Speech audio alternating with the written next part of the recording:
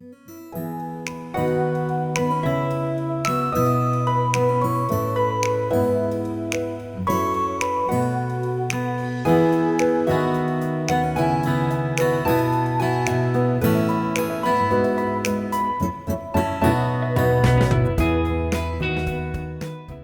a iniciar esta noche, vamos a darle gracias al Señor, vamos a orar y vamos a iniciar luego ya con el tema que está preparado para esta noche. Amén. Padre amado, te damos gracias, te bendecimos, Señor, y te exaltamos. Padre amado, entregamos nuestra vida hoy a ti, entregamos nuestra mente, entregamos nuestro corazón, Señor. Padre amado, que nuestra vida sea un ejemplo de tu luz en medio de este mundo, Señor, que va camino a la muerte eterna, Señor. Está en una balanza las vidas de tanta gente, mi Dios. Padre amado, con lo que aprendemos nosotros, que podamos ponerlo en práctica, Señor. Que seamos luminares, mi Dios, en donde vivamos, en donde estemos, en donde pasemos, Señor. Que puedan ver que hay algo diferente y que eso es Cristo, que eres tú, Señor. Padre amado, gracias te damos por la palabra que tú nos das. Gracias, Señor, por tu palabra, por tu amor, por tu misericordia y por todo lo que recibimos de ti. Gracias, Padre, te damos en el nombre de tu Hijo Jesucristo. Amén y amén. Esta noche el tema que tenemos preparado, que se ha preparado para que podamos aprender y podamos, realmente es un tema de la vida práctica. Realmente la palabra de Dios nos da mucha enseñanza, rica enseñanza para que nosotros la pongamos en práctica. Muchas son para mostrarse delante de los demás, ¿verdad? Como nuestro testimonio, y otra es para la parte nuestra que debemos de poner en práctica. Y hoy vamos a continuar viendo, ya la semana pasada se vio parte de lo que es de Efesios 6, y hoy vamos a continuar con este tema, y este tema se titula Una vida terrenal y una lucha a muerte. Eso está basado en Efesios 6, del versículo 12 al 18. Y por favor, yo quiero que me acompañen, vayamos todos juntos a la palabra de Dios y leamos lo que dice. Yo creo que muchos ya conocemos lo que dice, pero es importante que lo volvamos a ver y escuchemos lo que el Señor tiene. Amén. Efesios capítulo 6, versículos del 12 al 18. Porque no tenemos lucha contra sangre y carne, sino contra principados, contra potestades, contra los gobernadores de las tinieblas de este siglo, contra huestes espirituales de maldad en las regiones celestes. Por tanto, tomad toda la armadura de Dios para que podáis resistir en el día malo.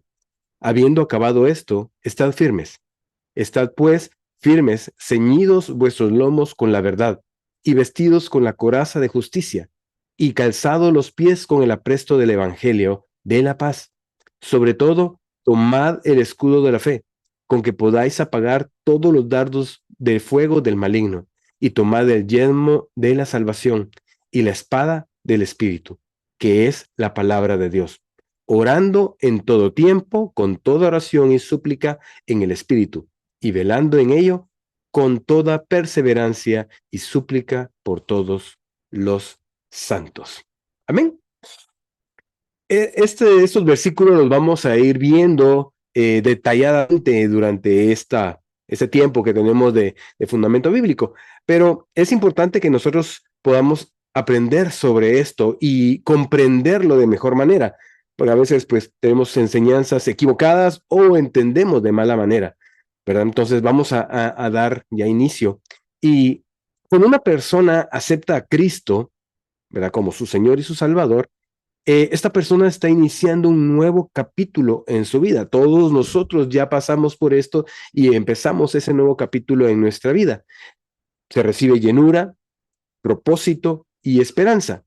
Pero junto a estas bendiciones que Dios nos da al momento de ser ya partícipes de esta salvación, pues también aparece una realidad que antes o no entendíamos o no conocíamos.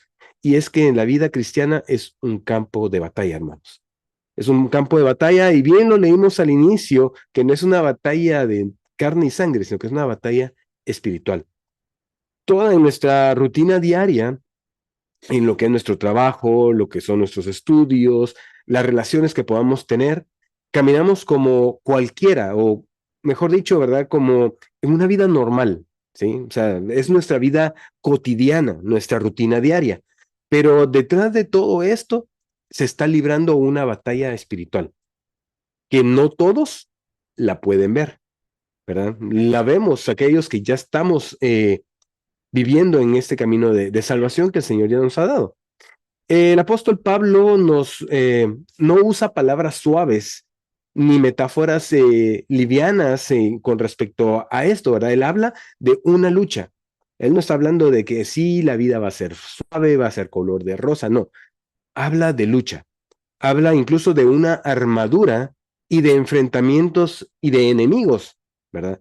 Y no lo hace por dramatismo, sino que él lo habla porque la batalla es real y es una batalla también decisiva en nuestra vida. Um, Muchos podrían pensar, pero si no me meto con el diablo, él no se va a meter conmigo. Podríamos pensar, o algunos pueden pensar de esa manera, pero la Biblia enseña totalmente lo contrario. Al decidir que seguimos nosotros a Cristo, nosotros nos convertimos literalmente en el objetivo del enemigo. Y esto lo vemos claramente en 1 Pedro 5:8. Por favor, vamos a primera carta del apóstol Pedro, capítulo 5, versículo 8. Y dice lo siguiente, y lo dice de forma clara: sed sobrios y velad, porque vuestro adversario, el diablo, como león rugiente, anda alrededor buscando a quien devorar. El diablo está buscando cómo matar, ¿verdad? Robar y destruir. Y nosotros estamos en medio de esta batalla. Antes no la conocíamos, ahora ya la vemos y sabemos de ella y sabemos que es una batalla feroz, ¿verdad? Entonces, sabiendo ya todo esto, entendemos que es una advertencia la que Pablo nos da, la palabra de Dios nos lo da, ¿verdad? Y nos obliga a que no vivamos de manera ingenua o distraída, sino que vivamos velando de qué es lo que está sucediendo, ¿verdad? Necesitamos estar despiertos, alertas y lo más importante es equipados, porque aunque la lucha es mortal, la verdad, porque es una lucha mortal la que tenemos en ese campo de batalla espiritual, también hay armas que Dios nos da para que nosotros podamos vencer. Amén. Ahora, ¿cómo es esta lucha? ¿Cómo es? Efesios 6:12 nos lo dice claramente, porque no tenemos lucha contra sangre y carne. Y vamos a quedarnos en esa primera parte del versículo 12, porque no tenemos una lucha contra sangre y carne. Y esto es importante, hermanos, porque nuestra pelea no es contra las personas, aunque a veces, pues, pareciera que sí, no es contra las personas, no es incluso contra los hermanos muchas veces, aunque a veces parece ser de que ellos están provocándolo, ¿verdad? Cuando alguien nos hiere o nos ofenden, nos rechazan, nos traicionan o nos critican, ¿verdad? Eso que nos duele a nosotros.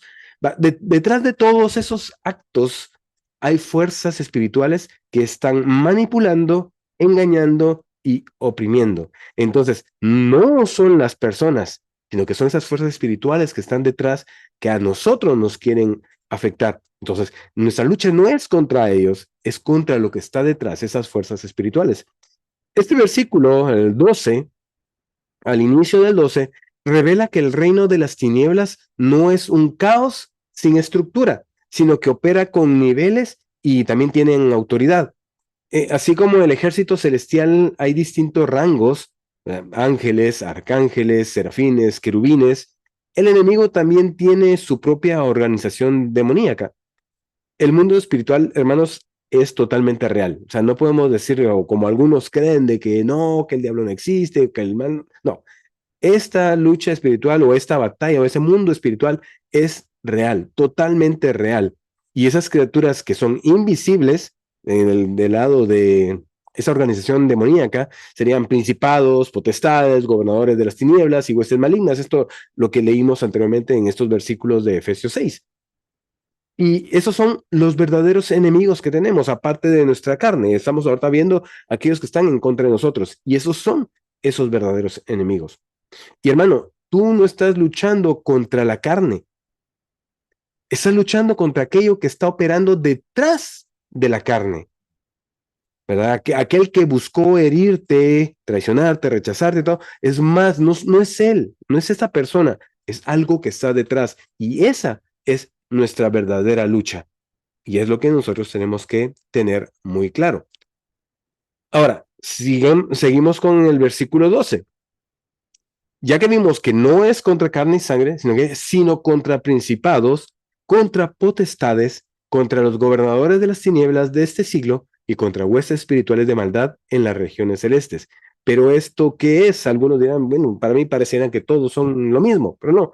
Cada uno tiene una jerarquía diferente y una forma de operar de forma diferente. Y es bueno que lo aprendamos para que sepamos contra qué estamos nosotros luchando en nuestra batalla espiritual. Primero, ¿qué son esos principados y potestades?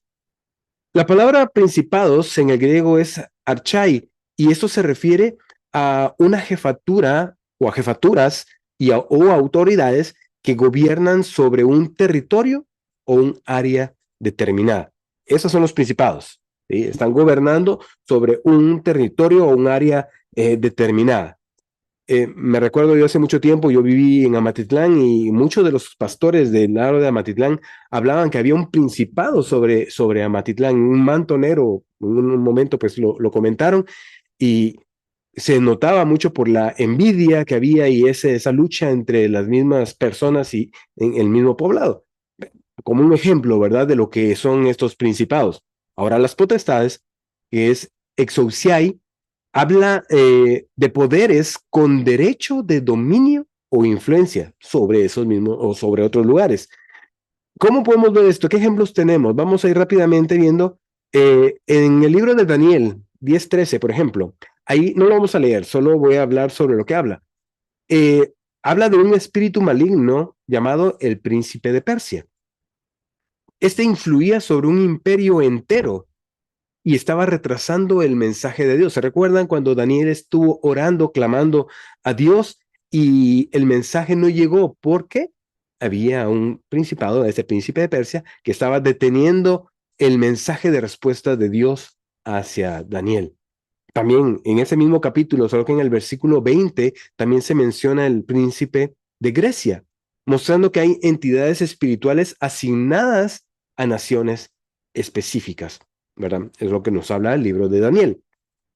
Satanás opera con estrategia, hermanos. O sea, no crean que hace las cosas al azar. Él opera con estrategia. Él delega autoridad y busca también afectar ciudades, familias y grupos sociales. O sea, no lo hace todo él solo, sino que tiene una estructura a la cual, pues, nosotros, de cierta manera, estamos siendo afectados. Amén. Ahora, ¿qué son los gobernadores de las tinieblas de este siglo? Si ya vimos que los otros son que dominan territorios, ahora, ¿qué son los gobernadores de las tinieblas de este siglo? El término griego, coscomacatoratoras, ¿verdad? Palabras griegas, ustedes son un poquito complicadas, pero es lo que significa son señores del mundo, gobernadores del orden presente. Estos son los poderes que buscan controlar las cosas visibles. Por ejemplo, la cultura, la política, la educación, los medios de comunicación, la economía y el entretenimiento. Eso es lo que más o menos ellos controlan, ¿verdad? Esas partes visibles que nosotros podemos incluso ser afectados. Eh, Su objetivo es mantener a la humanidad en oscuridad espiritual, alejándola de la luz de Cristo. Ese es el propósito de ellos, es como que entretener a la humanidad, ¿verdad? Mantenerlos en un lugar donde ellos se sientan contentos, alegres, ¿verdad? Porque su carne le agrada, para poderlos alejar de esa luz salvadora que es Jesucristo. Ya hablamos de la lista de estas cosas visibles, veamos un poquito de ellas. En lo político, ¿cómo ellos trabajan? Ellos establecen gobiernos que promuevan injusticia, alejando, violencia o persecución contra la fe. Tal vez nosotros acá en América o en Centroamérica no lo vemos, pero hay otros lugares del mundo en donde realmente estos establecen esos gobiernos, ¿verdad? Gobiernos totalmente injustos, eh, que incluso ellos promueven la violencia y persiguen a aquellos que creen en Jesucristo, ¿verdad? Esa es parte. En lo educativo, ellos siembran filosofías que niegan a Dios, ¿verdad? Como el secularismo, el relativismo o el humanismo ateo. Todas estas eh, formas de pensar, todas estas que nos desvían de Dios o que niegan la deidad de Dios, todo esto es parte de lo que estos gobernadores de las tinieblas trabajan en lo que parte de lo que es educativo.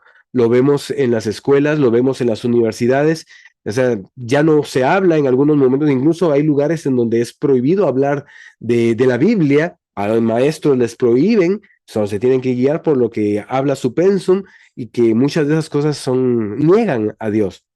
Ahora, en la cultura también es afectada por este grupo de señores del mundo. Ellos normalizan valores contrarios a la palabra de Dios. Eh, Promueven toda esta cultura que hay ahora, que todo es permisivo, Dios es mal, o sea, todo lo que tenga que ver con Dios y la religión es malo, es mal visto, y a veces son pequeños grupos que generan todo este tipo de pensamientos, pero que son influenciados por estos gobernadores del orden presente. Ahora, en el entretenimiento, ¿verdad? Sabemos que la música fue creada por Dios, pero Satanás, como un vil imitador, él utiliza la música, ¿verdad? Utiliza el cine o medios digitales para anestesiar las conciencias y promover el pecado. En la economía también ellos están trabajando, ellos crean sistemas que generan esclavitud financiera, ambición desmedida o desigualdades que fomentan la injusticia. Ahora, con todo esto yo no estoy queriendo decir de que lo político, lo educativo, la cultura, el entretenimiento y la economía sean malos. No. Esto ayuda a que nosotros podamos vivir también. O sea, pero el problema está de que en medio de estos grupos que son controlados, se manifiesta y se mueve todo esto que hacen los gobernadores de las tinieblas. Eso ahí es donde está nuestra batalla espiritual. En lo político, en lo educativo, en el medio de la cultura y los pensamientos que alejan al hombre de Dios. Entonces, este dominio no es absoluto, claro, pero su influencia es real cuando una sociedad adopta valores que son contrarios a la palabra de Dios, ¿verdad? Entonces, no es que todo, la política, la educación, la cultura, todo esto esté influenciado en su totalidad, no, pero sí hay influencia. Y sí vemos en muchos de estos grupos o sectores que sí están siendo influenciados. La palabra de Dios en 2 Corintios capítulo 4, versículo 4, nos habla justamente de esto. Dice, en los cuales el Dios de este siglo cegó el entendimiento de los incrédulos. De la gente que no conoce a Dios, ve todo lo que está sucediendo como normal y como bueno. Mientras que nosotros que conocemos la verdad de la palabra de Dios, estamos viendo cómo todo eso se va degenerando cada vez más y las cosas están convirtiéndose a peor. Pero hay esperanza siempre. Sabemos que el Señor vendrá y va a vencer. Amén. Entonces, esta es una muestra del poder que estos gobernadores ejercen. O sea, no tengamos miedo. O sea, este tema no es para asustarnos o amedrentarnos, no. Es para darnos esperanza, porque a pesar de que estamos ahorita viendo lo complicado de esta lucha, hay esperanza. Y eso es lo que vamos a ir viendo y desarrollando durante esta noche. Um, Ahora veamos lo que son las huestes espirituales de maldad en las regiones celestes. Huestes habla de ejércitos organizados, ¿sí? No son demonios aislados, uno por aquí y otro por allá, no, son organizados, son legiones activas bajo el mando de Satanás. Cuando Pablo habla de las regiones celestes, se está refiriendo a ese espacio espiritual que rodea el mundo, donde las huestes actúan. En Efesios 2:2 justamente nos lo dice. Dice, siguiendo la corriente de este mundo, conforme al príncipe de la potestad del aire, el espíritu que ahora opera en los hijos de desobediencia. Esas son las regiones celestes, todo lo que está rodeando ese espacio espiritual que rodea al mundo. Todas esa príncipe de la potestad del aire, y son espíritus que dice Efesios 2:2, que operan en los hijos de desobediencia. Ahí es donde se ve manifiesto todos esas huestes espirituales. ¿Qué tácticas tienen? Porque tienen tácticas estas huestes espirituales. Ellos empiezan con tentación, ¿sí? Bueno, no es que empiecen, pero es parte de su táctica, la tentación. Ellos siembran deseos pecaminosos en los corazones. Y para eso quiero que vayamos a Génesis 3, del 1 al 6. Y ahí justamente vamos a ver que habla sobre lo que es la tentación. Es algo muy conocido por todos nosotros. Es la desobediencia del hombre, dice justamente en la Reina Valera 60. El versículo 3 al 6 dice, pero la serpiente era astuta, más que todos los animales del campo que Jehová Dios había hecho, la cual dijo a la mujer, ¿con que Dios os ha dicho no comáis de todo árbol del huerto? Y la mujer respondió a la serpiente, dijo, del fruto de los árboles del huerto podemos comer, pero del fruto del árbol que está en medio del huerto, dijo Dios, no comeréis de él, ni lo tocaréis, para que no muráis. Entonces la serpiente dijo a la mujer, no moriréis, sino que sabe Dios que el día que comáis de él, serán abiertos vuestros ojos y seréis como Dios, sabiendo el bien y el mal. Y la mujer, vio la mujer que el árbol era bueno para comer y que era agradable a sus ojos, y árbol codiciable para alcanzar sabiduría. Y tomó de su fruto y comió, y dio también a su marido, el cual comió así como ella. En estos versículos vemos cómo esas huestes eh, espirituales usaron sus tácticas, o en este caso la serpiente, ¿verdad? Que fue utilizada por Satanás. La tentación tentó, y para entonces lo que fue que sembró deseos pecaminosos tanto en Eva y después en Adán, porque él mismo comió. Y eso es lo que sucede en la vida diaria con toda la humanidad. Ellos ponen la tentación para que entonces nosotros pequemos y entonces nos alejemos de Dios. Ellos también generan, otra de sus tácticas es opresión espiritual. Ellos generan cargas de tristeza, de depresión o desesperanza. Y como un ejemplo tenemos en 1 Samuel 16:14, cuando el rey Saúl desobedeció a Dios, ¿recuerdan? Y vino Dios y quitó su gracia, ¿verdad? Su espíritu sobre Saúl, y fue enviado a Saúl un espíritu, ¿verdad? Un espíritu malvado que lo atormentaba. Entonces, son espíritus que oprimen. Entonces, son de las tácticas de estos huestes espirituales. Otro es el engaño religioso. Ellos crean falsas doctrinas o distorsionadas. Y esto es realmente muy, muy interesante, que a veces creemos que es el mismo hombre, pero son esas huestes que ellas crean estas doctrinas. Y eso lo podemos ver. Vayamos a 1 Timoteo 4:1. Leamos qué dice 1 Timoteo 4:1. Justamente aquí empieza a hablar Pablo a Timoteo sobre lo que es la predicción de la apostasía. Y dice en el versículo 1, pero el Espíritu dice claramente que en los postreros tiempos algunos apostatarán de la fe, escuchando a espíritus engañadores y a doctrinas de demonios. Cuando vemos entonces en la actualidad tanto pueblo de Dios que está siendo engañado por doctrinas falsas o distorsionadas, todo esto es parte del trabajo espiritual o de la lucha espiritual que nosotros tenemos. Y debemos de luchar, debemos de utilizar las armas que Dios nos ha dado. Y más adelante vamos a ver esas armas que tenemos, ¿verdad? Entonces, es parte de esa táctica. Y también tenemos la distracción espiritual, o sea, llenando de ocupaciones, placeres o vicios para alejar a las personas de buscar a Dios. Miren, hermanos, el trabajo es una bendición. No como el negrito del batey que dijo que era un castigo, no. El trabajo es una bendición, pero cuando el trabajo lo que ocupa es tu día de servicio al Señor, es una distracción espiritual, te está apartando, te está llevando lejos de lo que es buscar del Señor. Y por eso digo, el trabajo no es malo. Debemos de saber qué trabajo podemos nosotros ocupar, para poder entonces nosotros también dedicarle al Señor el tiempo que el Señor necesita. Los placeres, miren hermanos, la diversión no es mala.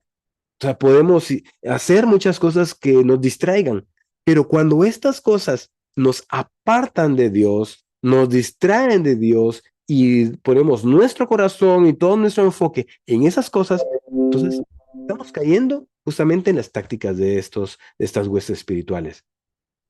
Y definitivamente los vicios, pues realmente eso sí es algo que va en contra del templo del Espíritu Santo. Eso es pecado. No podemos decir qué cosas son buenas. No, es totalmente es contrario a Dios.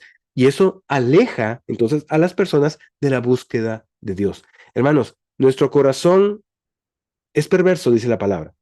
Y nosotros cuando nos alejamos de Dios o empezamos a enfriarnos, nosotros no vamos a buscar de manera natural o consciente a Dios. Y eso es lo que ellos provocan, distracción espiritual para que nosotros nos vayamos enfriando y nos alejemos de la búsqueda de Dios. Entonces, esto nos enseña que muchas veces nos equivocamos nosotros de enemigo, ¿verdad? Así como vimos al principio. Cuando atacamos a las personas y dejamos de lado la verdadera causa. ¿Y quién es esta? El diablo, nuestro enemigo, Satanás. El que busca entonces ya nos tiene en la mira y cualquier cosa que vea que nosotros fallamos, ahí va a ir. Él no conoce nuestros pensamientos, pero sí puede hablarnos y puede poner en nosotros el deseo de fallar a Dios. Él nos pone la tentación para que nosotros nos apartemos de Dios. Nuestra lucha no es contra sangre ni carne, sino contra el reino de las tinieblas. Vuelvo a enfatizarlo, no es contra las personas, es contra el reino de las tinieblas. Y esa es nuestra lucha diaria, hermanos. No es un día sí, un día no. Es una lucha diaria. Ahora vamos al versículo 13 de Efesios 6. Es necesario, hermanos, que nosotros estemos preparados. Es necesario que nosotros estemos listos, armados también, eh, capacitados para poder enfrentar esas acechanzas o esa lucha que tenemos. ¿Qué es lo que nos dice Efesios 6:13? Por tanto, tomad toda la armadura de Dios para que podáis resistir el día malo y habiendo acabado todo, estar firmes. Ese por tanto que Pablo utiliza no es casual, no es casualidad, es consecuencia lógica de esa batalla que es real. Miren, hermanos, aquí hay dos verdades que nosotros no podemos ignorar. Uno es que habrá un día malo. Y esto no es solo un instante, ¿verdad? No solo es un momento, sino que son temporadas intensas de tentaciones fuertes, de crisis familiares, enfermedad, persecución, incluso incertidumbre. O sea, en todas estas situaciones que acabo de nombrar, la fe de cada uno de nosotros como hijos de Dios, como cristianos, es probada. Y el día malo no es, cuando venga el día malo, no, el día malo no es un momento específico, son tiempos en los cuales nosotros vamos a sufrir, si lo queremos ver de esta manera, o vamos a ser afectados por estas circunstancias. Jesús advirtió esto en Juan 16:33. Vamos todos juntos al Evangelio de Juan, capítulo 16, versículo 33.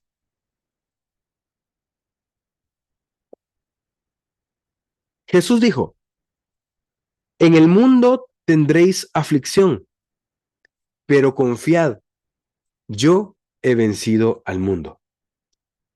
Jesús no estaba diciendo, de vez en cuando van a tener aflicción. No, en el mundo tendréis aflicción, o sea, es algo seguro. Y aquí es donde muchas veces hay engaño de algunas personas queriéndonos decir que cuando nosotros conocemos a Cristo y empezamos a estar caminando firmemente o constantemente en una iglesia, que todos los problemas se nos van a ir. No, eso es mentira. Jesús dijo, en el mundo tendréis aflicción. Pero Él nos da la respuesta o la solución a esos momentos que vamos a tener duros. Es que confiemos en Él, porque Él ya venció al mundo. Esa es nuestra esperanza. Eso es lo que nosotros debemos de creer. Claro, van a haber días malos y algunos de nosotros tal vez estamos pasando un día malo. Estamos pasando situaciones en las cuales nuestra fe está siendo probada, pero confiemos. Jesús ya venció al mundo. Entonces, debemos de reconocer que vendrán esas pruebas y esas pruebas nos ayudan a no sorprendernos cuando lleguen otras. Son como escalones que vamos pasando, pero tenemos que pasar. ¿Se recuerdan? Tal vez algunos no estuvieron para ese tema, pero cuando hablamos de la prueba de los santos, todos debemos de ser probados para ser aprobados. Pero cuando nosotros vamos pasando esas pruebas y vamos ganando las pruebas, vamos de la mano del Señor, pues claro, no es porque nosotros tengamos las fuerzas para hacerlo, sino que es con el Señor. Cuando venga la siguiente, no nos vamos a sorprender y vamos a estar preparados para plantarnos con la fe puesta en el Señor y probablemente va a volver a ser probada nuestra fe, pero con la certeza de que el Señor ya venció al mundo. Y la segunda verdad que habla este versículo es la armadura. O sea, la armadura debemos nosotros de tomarla. No basta saber que existe una armadura espiritual. Pablo manda, tomad toda la armadura. ¿Sí? No está diciendo, miren, si ustedes quieren, ¿verdad? No, es tomen toda la armadura. Debemos apropiarnos de la armadura espiritual que el Señor nos da. Usarla día tras día. Y hermanos, aquí quiero aclarar esto. No es algo que te pones un día y luego la dejas en el armario o en tu closet. Debe estar siempre lista, debemos de portarla siempre. Es necesario que nosotros estemos siempre listos con esa armadura que el Señor ya nos dio. Y esto vamos a leerlo en 2 Corintios 10:4, que es lo que nos dice 2 Corintios 10:4. Afirma lo siguiente: las armas de nuestra milicia no son carnales, sino poderosas en Dios para la destrucción de fortalezas. Esas armas o esa armadura que Dios nos ha dado es para poder destruir fortalezas. No es para la parte, no es para un ejército de carne de personas, sino que es espiritual. Significa que nuestras armas no son de inteligencia humana, ni estrategias del mundo, sino que son poderosas herramientas espirituales que pueden derribar fortalezas del enemigo, mentiras, temores, traiciones, dudas por sobre todo, porque lo que más ataca a nosotros cuando nuestra fe es probada es que en nosotros hay dudas. Dudas si existe verdaderamente Dios, dudas si verdaderamente soy cristiano, si soy salvo, si vale la pena, tantas cosas. Y esto entonces es importante que nosotros estemos bien armados, estemos con esa armadura puesta y estemos preparados para que entonces cuando venga el día malo o cuando estemos en el día malo, nosotros podamos salir vencedores. Y eso es lo que Dios quiere enseñarnos y hablarnos esta noche para nuestras vidas. Este tema es para que nosotros lo pongamos en práctica para nosotros, para que podamos ser supervivientes, más que supervivientes, seamos nosotros victoriosos, podamos salir de las situaciones en las que podamos estar por esta batalla espiritual y ser vencedores, porque Cristo ya venció. Amén. Ahora, vamos a ver en detalle del versículo 14 al 17 lo que habla o estas piezas o estas partes de la armadura espiritual. No lo vamos a leer ahorita esos versículos, ya lo leímos anteriormente, pueden leerlos ustedes en su casa más tarde, pero vamos a ver cada una porción de qué es lo que significa y qué es lo que aplica para nuestra vida. Amén. Cuando Pablo habló o escribió más que todo la carta a los Efesios, el Imperio Romano dominaba el mundo conocido, o sea, lo que ellos conocían, toda la parte de Grecia, una parte de Europa, que era Roma, todo lo que ellos podían conocer, la parte de lo que es Israel, ¿sí? Toda esa parte conocida. Ellos sabían de las calles, ¿verdad? De los caminos, aún las ciudades más pequeñas estaban llenas en ese tiempo de soldados romanos. Entonces, todos sabían cómo vestían estos hombres, ¿verdad? Cómo luchaban y qué autoridad ellos representaban. ¿A qué voy con esto de los romanos, del Imperio Romano? Pues esta imagen se convirtió realmente en una poderosa metáfora para ilustrar cómo debe estar vestido espiritualmente el creyente en su lucha diaria contra las fuerzas del mal. Pablo utilizó esa imagen del soldado romano, porque probablemente cuando Pablo escribió a los Efesios, él estaba encarcelado, entonces probablemente él escribiendo o Lucas probablemente tomando nota de lo que estaba Pablo hablando, él estaba viendo a un soldado romano. Entonces, por eso es que él conocía y utilizó esta figura para enseñarnos a nosotros cuáles son esas partes y para qué nos sirven y qué es lo que nos protegen.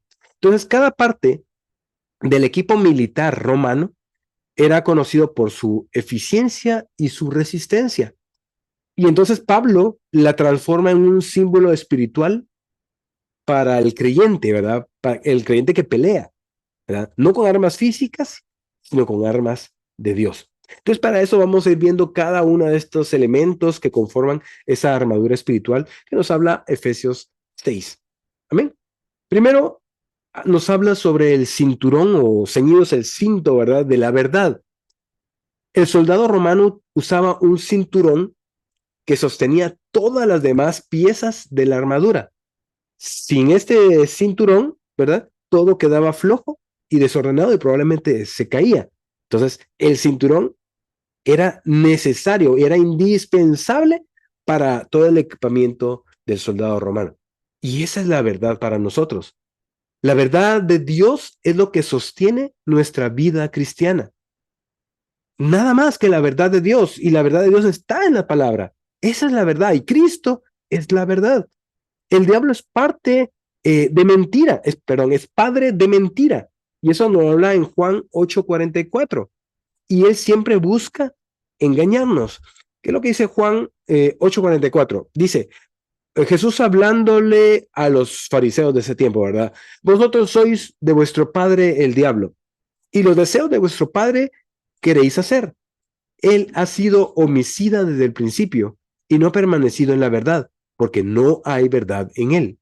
Cuando él habla mentira, de suyo habla, porque es mentiroso y padre de mentira. Entonces, debemos nosotros estar ceñidos con la verdad, porque esa es la verdad de Dios que sostiene nuestra vida. Conocer y reconocer que el diablo es padre de mentira, entonces debemos estar listos para cualquier ataque que venga de mentira, porque lo que nos va a sostener siempre va a ser la verdad de Dios. Conocer y vivir la verdad de la palabra, eso nos da firmeza. Cuando nosotros no conocemos la verdad, cualquier otro comentario mentiroso nos va a hacer que nos tambaleemos, porque no conocemos la verdad. Es necesario conocer la verdad. Juan 8:32 lo dice, y conoceréis la verdad, y la verdad os hará libres. Debemos de conocer a Cristo, conocer la palabra, ahí es donde está la verdad. Y con esto, puesto como un cinturón en nuestra vida, vamos a estar entonces sostenidos por Dios. Amén. Esto es el cinturón de la verdad.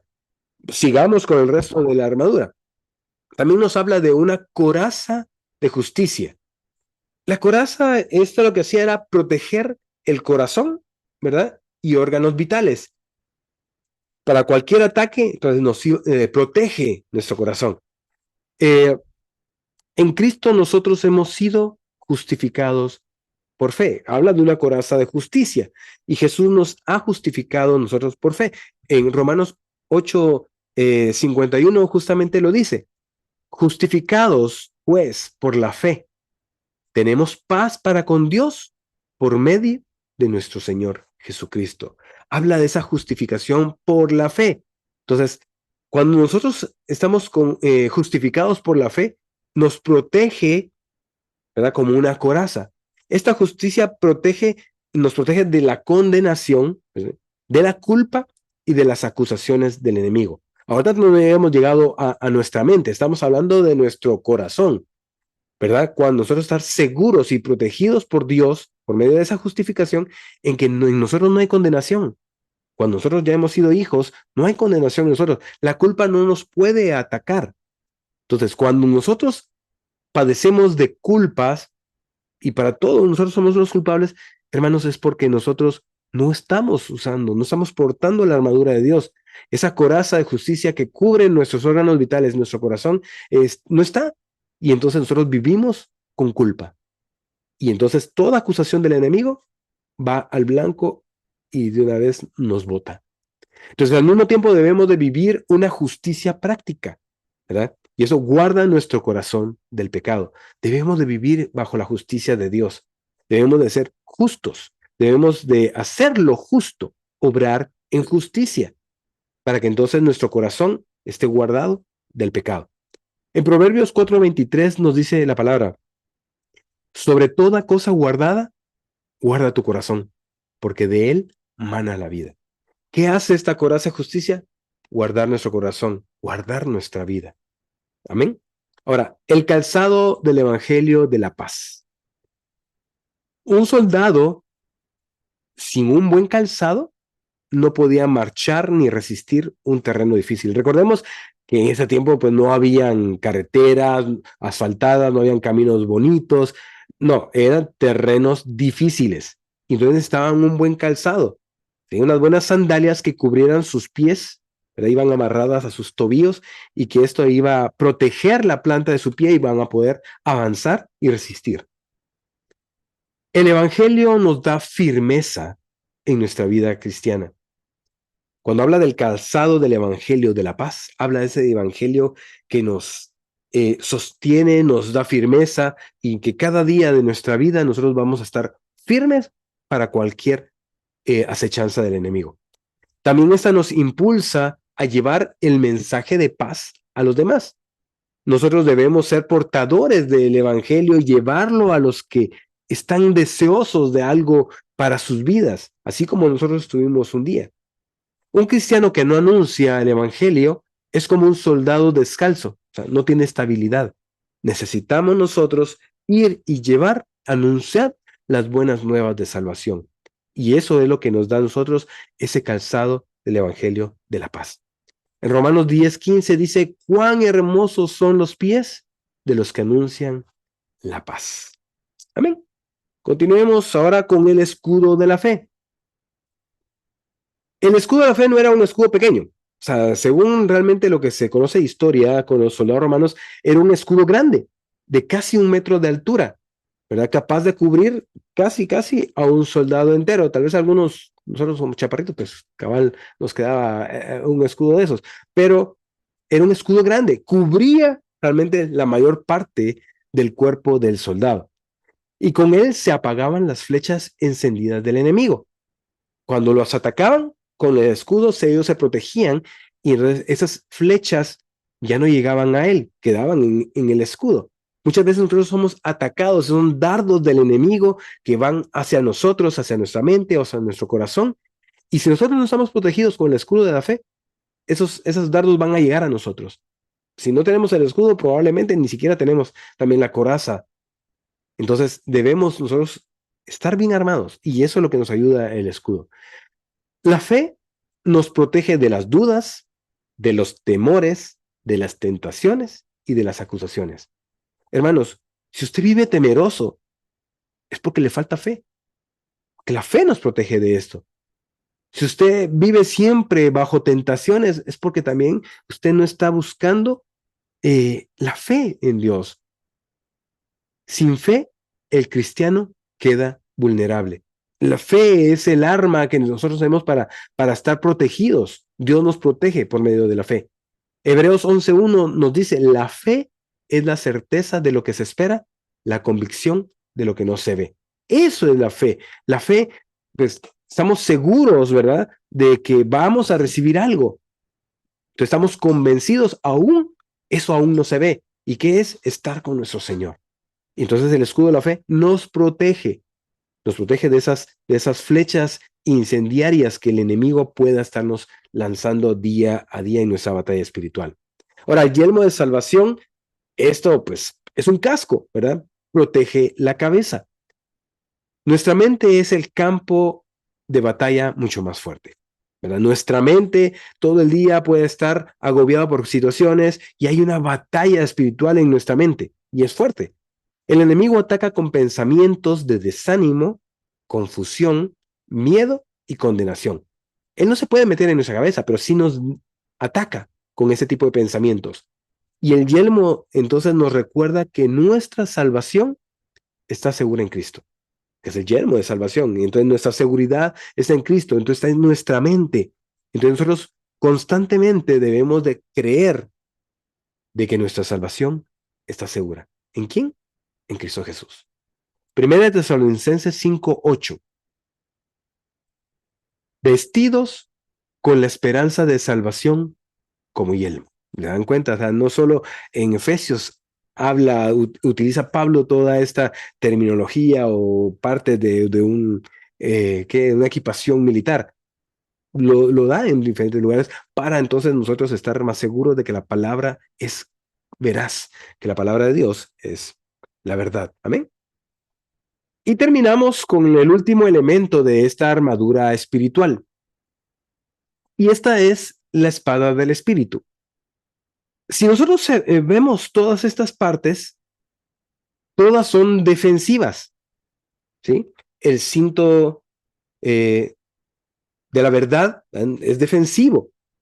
La coraza de la justicia, el escudo de la fe, el yelmo. O sea, todos nos protegen, pero la única arma ofensiva que el Señor nos da es la espada del Espíritu. Esa se refiere a la palabra de Dios y no es porque vamos a estar matando, no, es porque realmente esa nos ayuda a defendernos, ¿verdad? Y contraatacar. O sea, no solo leemos la palabra de Dios, también la usamos como una espada en el momento de tentación y de prueba. Y esto es, claro, como ejemplo que la palabra de Dios nos da. ¿Qué fue lo que Jesús utilizó cuando él fue llevado al desierto por el Espíritu Santo y que tuvo las tentaciones que Satanás lo tentó?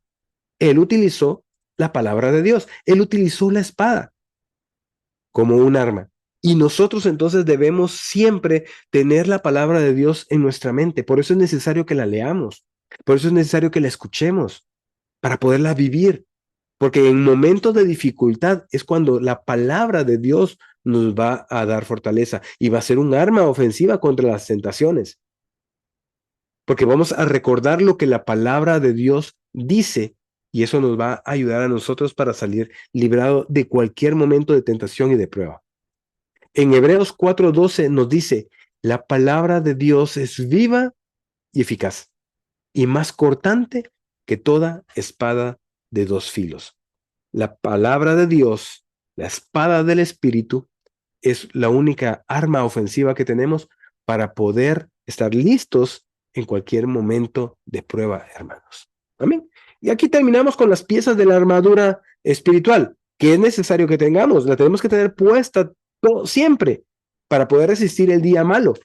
Un soldado, si se va sin sus armas a la guerra, lo más seguro es que en el primer momento va a morir. Pero si va bien armado, bien equipado y va completo, pues va a sobrevivir y probablemente va a triunfar.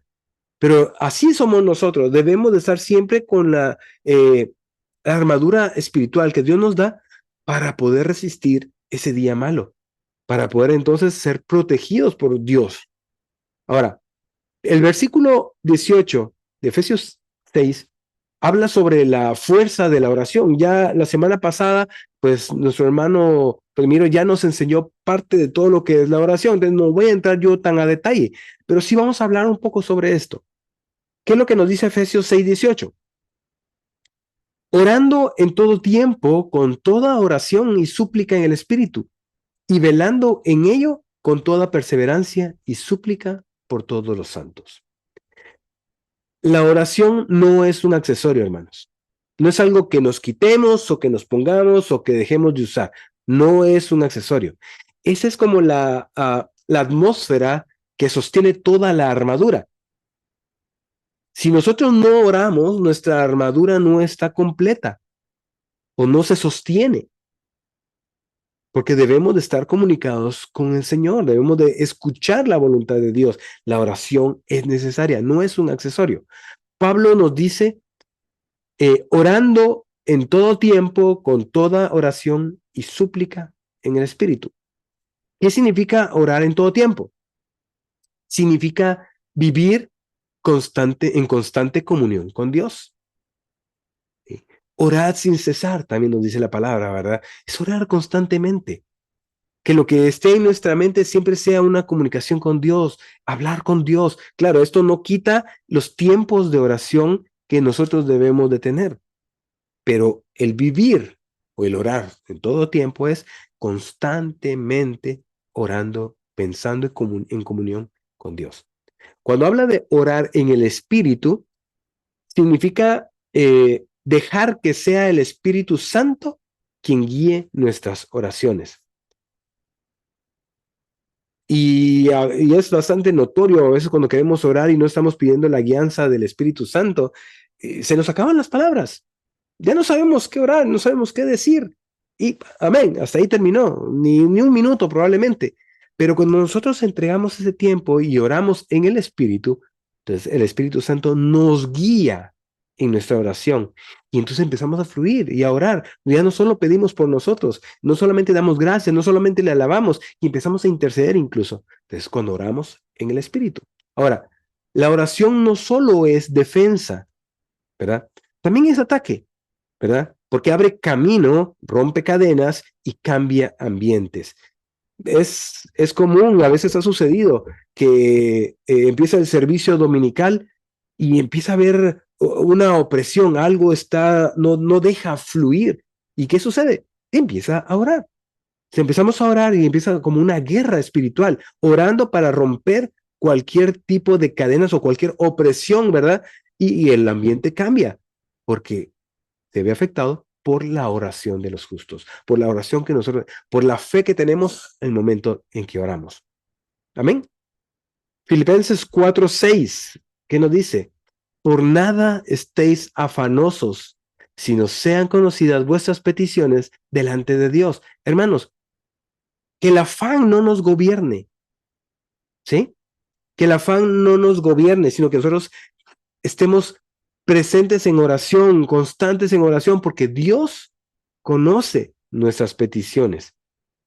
Cuando nosotros oramos, aunque Él ya sabe lo que nosotros necesitamos y sabe lo que vamos a pedir, es necesario que lo digamos, porque entonces Dios toma nuestras peticiones que estamos poniendo delante de Él. Y debemos de estar siempre seguros que el Señor nos escucha.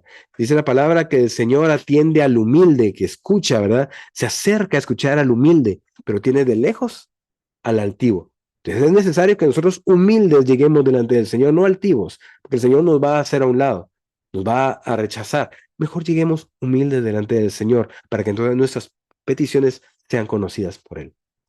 Sin oración, un creyente es como un soldado que ha perdido contacto con su general. No sé, tal vez hemos visto algunas películas de guerra, ¿verdad? ¿Qué pasa cuando va un grupo de soldados y ya no pueden comunicarse con el general, ya no reciben las instrucciones, ya no saben qué hacer, si ir al ataque o retroceder o atrincherarse? No saben. Lo mismo es la oración con nosotros, porque si nosotros perdemos la comunicación con Dios, entonces, primero la armadura no se mantiene firme y nuestro corazón ya no se fortalece. Entonces necesitamos nosotros orar para mantener nuestra armadura firme y con un corazón fortalecido, sabiendo que Jesús ya venció al mundo, que aunque tengamos un día malo, aunque tengamos problemas, aunque vengan las dificultades, nosotros debemos de confiar que Jesús ya venció. Esa es nuestra esperanza.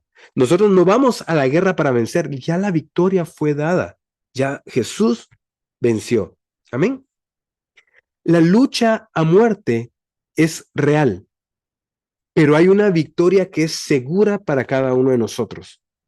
Al entrar nosotros en este tema que estamos ya por terminar, podemos a veces sentir temor o inseguridad porque pareciera como que la situación está difícil, más en la batalla espiritual. Pero la palabra nos da esperanza. Miren lo que nos dice Colosenses 2:15.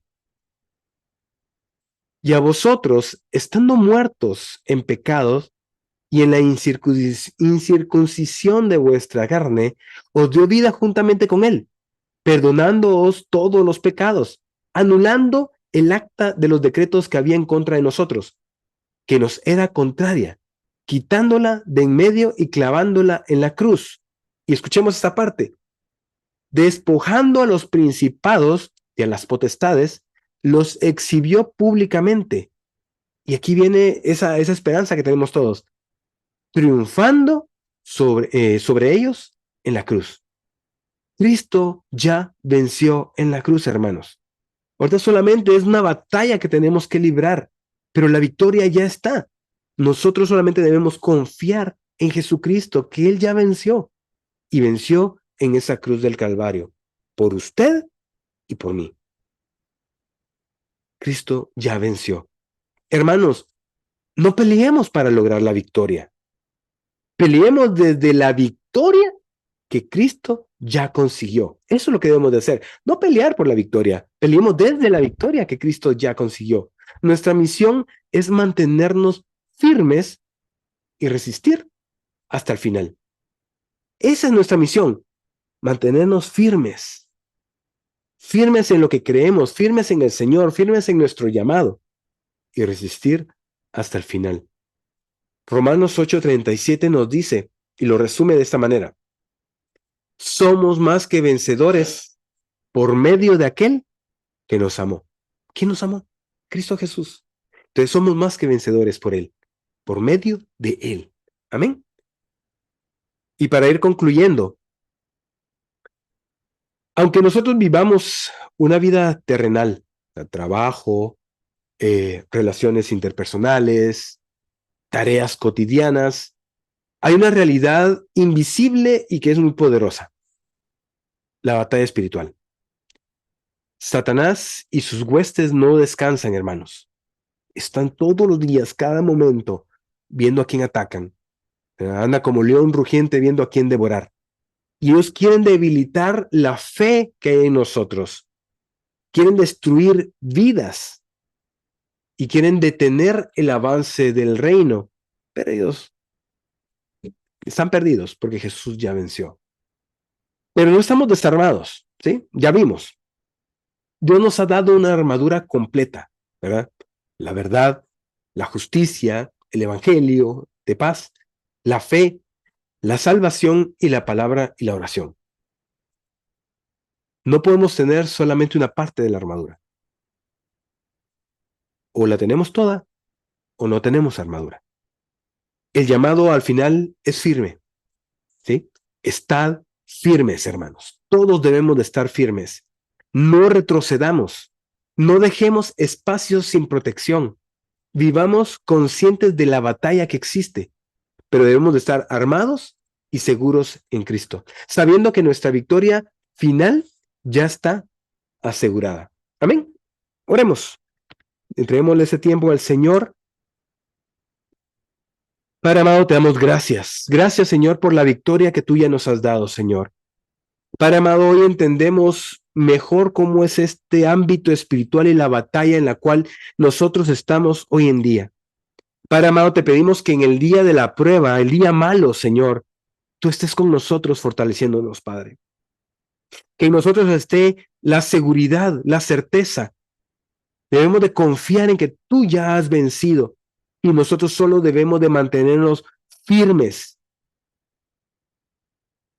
en comunión contigo, Señor, para poder ya vencer al final y estar y ser salvos al final, dice tu palabra.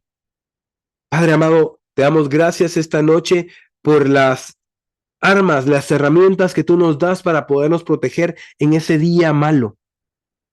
Padre amado, haznos comprender y entender de que es necesario que todos los días nosotros estemos armados para no fallar, para no caer en tentación, para no ser atacados por la culpa, para no ser atacados en nuestra mente por la duda, para que la verdad en nosotros nos ciña y nos cubra por todas las mentiras del enemigo que puedan venir. Padre amado, ayúdanos a que nosotros podamos salir victoriosos, Señor. Tú ya has dado la victoria, pero esta batalla personal que tenemos, Señor, esa batalla espiritual, Padre amado, que nosotros podamos salir vencedores.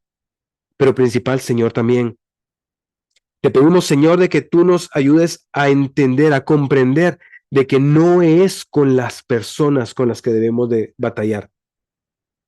Es lo que está atrás de ellos, esa fuerza espiritual que los va a conducir o inducir a que a nosotros nos afecte. No son ellos, Señor.